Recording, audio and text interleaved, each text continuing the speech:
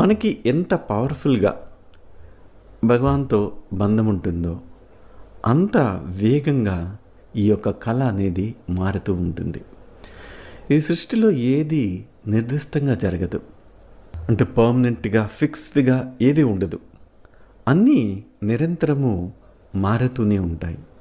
మనం ఏదైతే కావాలని కోరుకుంటామో, ఏదైతే జరగాలని కోరుకుంటుంటామో అది మన స్వప్నం ద్వారా, అంటే మన విజువలైజేషన్ ద్వారా భగవంతుడి స్వప్నంలో మార్పుని తీసుకురావచ్చు.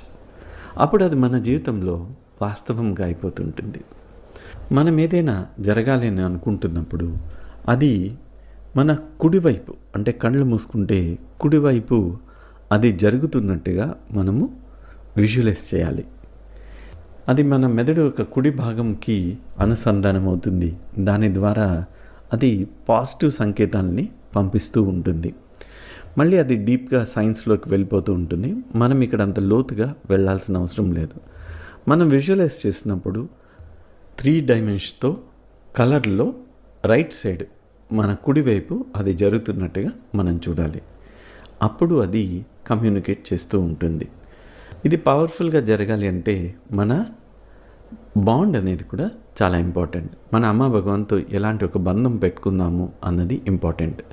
పూజల్లో, హోమాల్లో ఈ కమ్యూనికేషన్ అనేది పవర్ఫుల్గా జరుగుతూ ఉంటుంది. అందువల్లనే భక్తులందరినీ ప్రక్రియకి రమ్మని చెప్తూ ఉంటాము, హోమాలకు రమ్మని చెప్తూ ఉంటాము, దర్శన్స్కి రమ్మని చెప్తూ ఉంటాము. ఇవి మీరు ఏదైతే కలగంటూ ఉన్నారో అది భగవంతుడి యొక్క ప్లాన్లో మారుతూ ఉంటుంది, లేదా వారి యొక్క విజన్లో మారుతూ ఉంటుంది.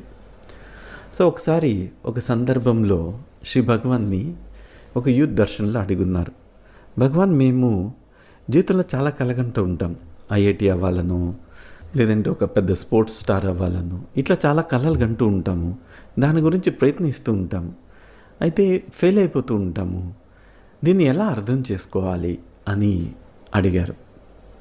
దానికి శ్రీ భగవాన్, ఇది కేవలము ఒక కళ అని నువ్వు గుర్తించు, మరొక కళని సృష్టించుకో, నీకు సహాయం చేస్తాము అని చెప్పారు.